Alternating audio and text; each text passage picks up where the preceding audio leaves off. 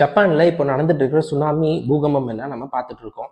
ஆனா, ஜப்பானோட வரலாற்றில 2011ல வந்த சுனாமியோட தாக்கம் தான் இருக்கிறதுலே அதிகமான பேரழிவை ஏற்படுத்துச்சுன்னு சொல்லப்படுது. அங்க இருக்கிற ஃபியூகுஷிமா நியூக்ளியர் ரியாக்டரோட பேரழிவு அதுக்கு மேல பயங்கரமான தாக்கத்தை கொடுத்ததா சொல்லப்படுது. ஆனா, அது செர்னோபில் பேரழிவுல ஏற்படுத்த தாக்கத்தை விட அடுத்தபடியா தான் பார்க்கப்படுது. அப்படி என்ன செர்னோபில் டிசாஸ்டர்ல நடந்துச்சுன்னு நம்ம இந்த வீடியோல பார்ப்போம். கடந்த வருஷம் ஏப்ரல் 26ஆம் தேதி உலகத்தோட தலைவிதியவே மாத்தின செர்னோபில் பேரழிவு நடந்து 37 வருஷம் ஆச்சு. அந்த நியூக்ளியர் எனர்ஜி பொலிஷியால வாழ்ற லட்சக்கணக்கான மக்களோட வாழ்வாதாரத்தையே பதம் பார்த்துச்சு. பெரிய நகரத்துக்கெல்லாம் மின்சாரத்தை எனர்ஜி மூலமா கொடுக்கிற அந்த மாதிரியான அணுமின் நிலையம் மனிதனோட வரலாற்றிலேயே மனுஷனால உருவாக்கப்பட்ட மிகப்பெரிய விபத்தை ஏற்படுத்துச்சு. விபத்தோட விளைவா 6 லட்சம் பேர் ரேடியோ ஆக்டிவ் டேமேஜ்னால பாதிக்கப்பட்டாங்க. 2 லட்சம் பேர்கிட்ட கண்டாமினேட்டட் ஏரியாஸ்ல இருந்து வெளியேற்றப்பட்டாங்க. செர்னோபில் நியூக்ளியர் பவர் பிளான்ட்டை சுத்தி 30 கிலோமீட்டர் எக்ஸ்க்ளூஷன் ஜோனா அறிவிச்சாங்க. இப்போ செர்னோபில் ஜோன் உக்ரைன்ல இருக்கிற லார்ஜஸ்ட் நேச்சர் ரிசர்வா இருக்கு. இருந்தாலும் செர்னோபில் நியூக்ளியர் பவர் பிளான்ட்டை சுத்தி இருக்கிற 10 கிலோமீட்டர் எக்ஸ்க்ளூஷன் ஜோனோட 1/3 பகுதியா தான் இருக்கு. இந்த பகுதியில தான் அதிகமான டிரான்ஸ்யூரேனியன் எலிமெண்ட்ஸ்னால கண்டாமினேட் ஆயிருக்கு. இன்னும் 24,000 வருஷத்துக்கு அங்க உயிர் வாழக்கூடிய சாத்தியமே இல்லைன்னு சொல்லப்படுது. ஏன்னா யுரேனியம், புளுட்டோனியம், ஆர்மிரிஷியம்னு நிறைய ரேடியோ ஆக்டிவ் எலிமெண்ட்ஸோட பாதிப்பு அந்த அட்மாஸ்பியர்ல இன்னும் கலந்துருக்கிறதா நம்பப்படுது. இந்த சம்பவத்தை பத்தி மேலும் தெரிஞ்சுக்க முன்னாடி நம்ம சேனலை சப்ஸ்கிரைப் பண்ணிட்டு வந்துருங்க.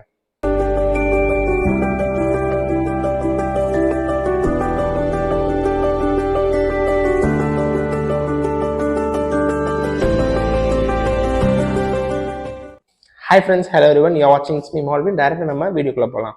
செர்னோபில் நியூக்ளியர் பவர் பிளான்ட்டோட பவர் யூனிட் 4ல நடந்த விபத்து முறையா நடக்கல. அது ஆப்ரேஷனுக்கு செட் பண்ண உடனே ஒரு முறை நடந்திருக்கான். சில ஆக்சிடென்ட்ஸ்லாம் ரேடியேஷன் லீக்ஸ்னால சீரியஸா மாறிடும். இந்த பவர் ஸ்டேஷனோட கட்டுமானம் தொடங்கினது 1970ல. 7 வருஷத்துக்கு அப்புறம் தான் பவர் யூனிட் லான்ச் பண்ணாங்க.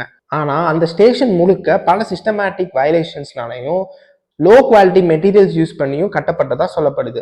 அதுல சில பகுதிகள் திருடிட்டு வேற போனாங்களாம். நியூக்ளியர் பவர் பிளான்ட்டை அவசரமா கம்யூனிஸ்ட் பார்ட்டியோட கேதரிங்க்கு முன்னாடியே முடிச்சிடணும்னு அந்த கட்டுமான பணிகள் அப்படி அவசரமா நடத்தப்பட்டுச்சுன்னு சொல்லப்படுது. செர்னோபிலோட பேரழிவு டிசைன் மோட டெஸ்ட் பண்ணப்போ ஏற்பட்டதா சொல்லப்படுது.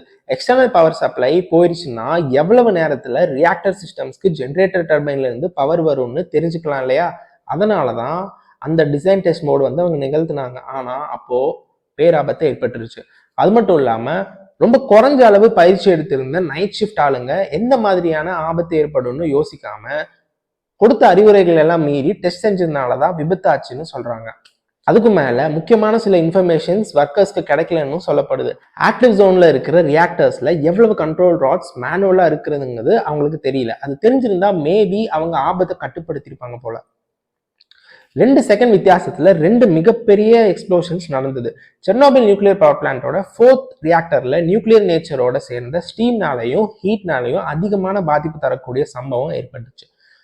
எக்ஸ்ப்ளோஷன்லயே ஸ்டீம் ஜோன் கம்ப்ளீட்டா ட்ரெயின் ஆகி ரியாக்டரை அழிச்சிருச்சு. அப்புறம் ரியாக்டரோட மேற்பரப்புல இருந்த ப்ரொடக்டிவ் பிளேட் கிட்டத்தட்ட 2000 டன் வெயிட் இருக்கிற ப்ரொடக்டிவ் பிளேட்டை பறக்க விட்டுருச்சு. கட்டிடங்களோட ஒரு பகுதி இடிஞ்சு விழுந்து பெரிய தீ விபத்து ஏற்பட்டுச்சு. பயங்கரமான அளவுல ரேடியோ ஆக்டிவ் சப்ஸ்டன்ஸ் அட்மாஸ்பியர்ல நுழைய ஆரம்பிச்சுது. எண்ட் எஃபெக்ட்னு சொல்லப்படுற இந்த மாதிரியான சம்பவம் RBMK 1000 டைப் ரியாக்டர்ல கண்ட்ரோல் அண்ட் ப்ரொடெக்ஷன் சிஸ்டம்ஸோட டிசைன்ல இருந்த எரர்னால தான் ஏற்பட்டுச்சுன்னு எக்ஸ்பர்ட்ஸ்னால சொல்லப்பட்டுச்சு. ஆனா அன்னைக்கு ரியாக்டர் ஷட் டவுன்ல இருந்த சமயம் அதை டெஸ்ட் செஞ்சிருக்கணும். ஆனா அன்னைக்கு போஸ்ட்போன் பண்ணாங்க. அந்த நாள் முழுக்க ஹாஃப் கெப்பாசிட்டியில தான் ரியாக்டரை ஒர்க் பண்ண வச்சதுனால ஜெனான் பாய்சனிங் அதிகமா பரவுச்சு. இந்த மாதிரியான ரியாக்டர்ஸ்னால இதுக்கு முன்னாடி கூட விபத்துகள் ஏற்பட்டதா சொல்லப்படுது. 1975ல லெனின்கிராட் நியூக்ளியர் பவர் பிளான்ட்லயும் 1983ல இங்காலியா நியூக்ளியர் பவர் பிளான்ட்லயும் விபத்துகள் ஏற்பட்டதா சொல்லப்படுது. இருந்தாலும் ரியாக்டரை டிசைன் பண்ணவங்க அந்த ஸ்ட்ரக்சர்ல இருக்கிற பல குறைபாட்டை எல்லாருமே மறைச்சிட்டதா சொல்லப்படுது. அப்போ இருந்த மோசமான வெதர் கண்டிஷன்ஸ்னாலையும் பொல்யூஷனும் அதிகமா கிளம்ப ஆரம்பிச்சிருது. அதனாலதான் அந்த ஏலியனேஷன் ஜோனை சர்க்கிள்னு சொல்லாம விட்டாங்க. அதோட நீளம் கிழக்குல இருந்து மேற்கு பகுதி வர 60 கிலோமீட்டருக்கும், அகலம் வடக்குல இருந்து தெற்பகுதிக்கு 30 கிலோமீட்டர்லயும் இருந்தது. ஸ்வீடன்ல ரேடியோ ஆக்டிவ் கிளவுட் ஃபார்ம் ஆனதுக்கு அப்புறம் தான் மே 2ஆம் தேதி மக்களை வெளியேற்ற தொடங்கினாங்க. அதுக்கப்புறம் தான் அலாரம் ரைஸ் பண்ணியிருக்காங்க. அது வேற அங்க எவாக்குவேஷன் ப்ராசஸ்ன்னு ஒண்ணு நடக்கவே கிடையாது. செர்னோபில் நியூக்ளியர் பவர் பிளான்ட்ல விபத்து நடந்ததுக்கு அப்புறமா 2 நாள் கழிச்சுதான் அந்த சுத்தி இருக்கிற 10 கிலோமீட்டர் ஜோன்ல இருக்கிற மக்களை வெளியேற்றினாங்க. அதுக்கப்புறமா எக்ஸ்ப்ளோஷன் நடந்து 1.5 நாள் ஆன பிறகுதான் பிரிப்பேத்துங்கிற நகர மக்கள் எல்லாமே வெளியேற்றப்பட்டாங்க. சம்பவம் நடந்து 5 நாள் ஆன பிறகும் அதை சுத்தி 30 கிலோமீட்டர் ஜோன்ல இருந்த மக்கள் அப்புறப்படுத்தப்படல. அவங்களுக்கு அந்த ரேடியேஷனோட தாக்கத்தை குறிச்சும் அதோட ஆபத்தை குறிச்சும் யாராலையுமே எச்சரிக்கை செய்யப்படவும் இல்லை. மே 1ஆம் தேதி குழந்தைங்களோட சேர்ந்து 100,000 மக்கள் சிட்டில ரேடியேஷன் அளவு பல மடங்கு அதிகரிச்சு இருந்த நிலையிலும் அதை பத்தி எதுவுமே தெரிஞ்சுக்காம கீவ்ல ஒரு ஃபெஸ்டிவ் பரேட்னு நடத்தி கலந்துக்கிட்டாங்க. அவங்க சொல்றப்போ அவங்களோட செல்ல பிராணிகளாகட்டும் உடைமைகளாகட்டும் எதுவுமே எடுத்துட்டு போக அனுமதிக்கப்படலைன்னும் வீட்டுக்கு திரும்ப மாட்டாங்கன்னு எச்சரிக்கை கூட செய்யப்படலைன்னு சொல்லப்படுது. அப்புறம் கர்ப்பிணி பெண்களை வலுக்கட்டாயமா அபார்ஷன் செய்யறதுக்காக அனுப்பப்பட்டதா சொல்லப்படுது. செர்னோபில் பேரழிவுக்கு பின்ன பிறந்த குழந்தைகள் எல்லாமே பல மியூட்டேஷன்ஸ் குறைபாடோட பிறந்தாங்க. அதுக்கு மேல அங்க இருக்கிற மக்களுக்கு புற்றுநோய் சம்பந்தப்பட்ட வியாதிகள் எல்லாமே உருவாச்சு. உக்ரைனை சேர்ந்த அதிகாரிகள் மாஸ்கோவோட இன்ஸ்ட்ரக்ஷன்ஸ்க்கு வெயிட் பண்ணாம சொந்தமா போய் மக்களை அப்புறப்படுத்தி இருந்தா இந்த அளவிலான மோசமான விளைவுகளை தவிர்த்திருக்கலாம்னு எக்ஸ்பர்ட்ஸ்னால சொல்லப்படுது.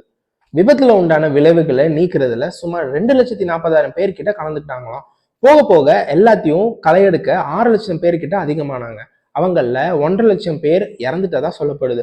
கட்டாயப்படுத்தி அனுப்பப்பட்ட பல சோல்ஜர்ஸ்ல நிறைய பேர் ரிலையபிளான பாதுகாப்பு அம்சம் இல்லாத சூட்ஸ் மட்டும்தான் உடுத்தி கலைப்பு நடவடிக்கையில ஈடுபட்டு இருந்தாங்க.